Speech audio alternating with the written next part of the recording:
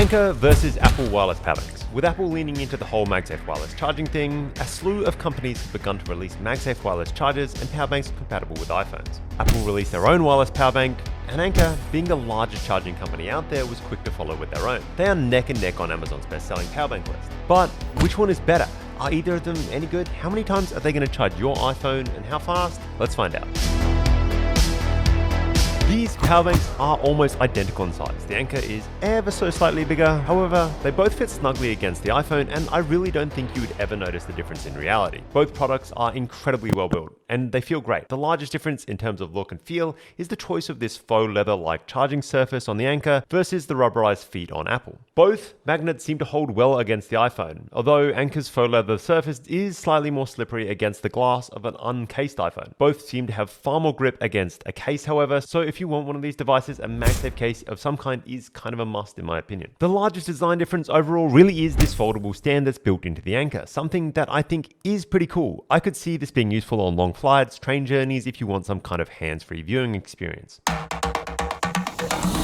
Spec-wise, Anker does seem to have an edge on paper. Both packs are capable of pass-through charging, meaning that they can be used as some kind of charging dock. Apple comes with 11.125 watt-hours of internal capacity, whilst the Anker comes with a much larger 19.25. Internal or rated capacity often doesn't mean that much. But this is a significant difference. Even if Apple's high internal voltage should allow for more efficient charging, this is such a huge capacity difference that I can't see them making up for the difference. Charge speeds are also theoretically in Anker's favor, the 622 being capable of 7.5 watts charging speeds, while Apple is only capable of 5. On top of all of this, Anker is $30 cheaper at $60 instead of Apple's $90, which is a pretty crazy difference. The Apple MagSafe pack does have some nice ecosystem advantages over Anker, however. Being an Apple product, it integrates well, allowing you to monitor the percentage of capacity remaining on the device directly on your iPhone. It also charges via a lightning port, negating the need to carry around an additional USB-C cable that is required to charge the Anker, although I can see some people preferring the USB-C port over the lightning. All of this is theoretical though. When it comes to chargers and batteries, the reality is typically radically different from the rated and listed statistics. Despite the on-paper advantage in charge speeds, when testing, Anker 622 is actually slightly slower than the Apple. So really don't put much faith in that 7.5 watts output.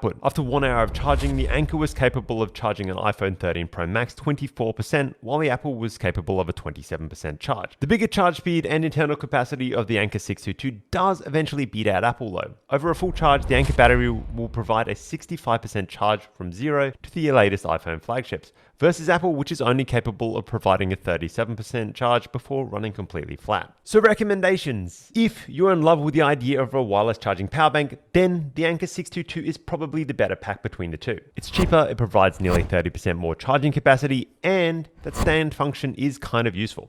So despite being the slower overall charger and not having some of the ecosystem functions that the Apple has, it's definitely the better overall wireless charging pack. But I can't stop here, because here's the thing. Wireless charging technology, it sucks.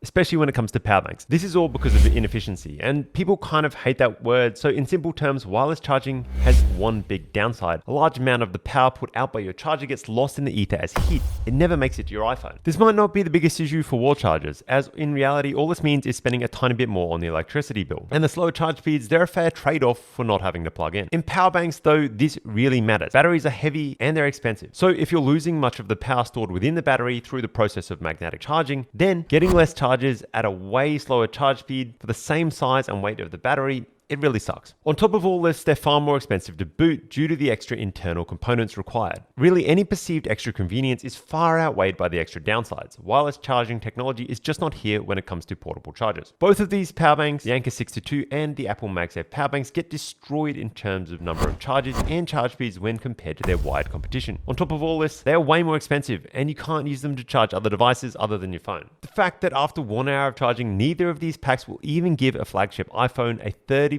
charge is just crazy to me. Most standard power banks with power delivery will give you 90% charge over the same amount of time, and all at a fraction of the cost. Ultimately, for most people, I really don't think the perceived convenience of a wireless charging power bank is worth the trade-off. So probably don't buy either of these products. They kind of suck. Get a standard power delivery power bank. There's plenty of reviews on my channel. Links to all the products mentioned here are in the description. There's also a write-up to the test results. Thanks for watching. Goodbye.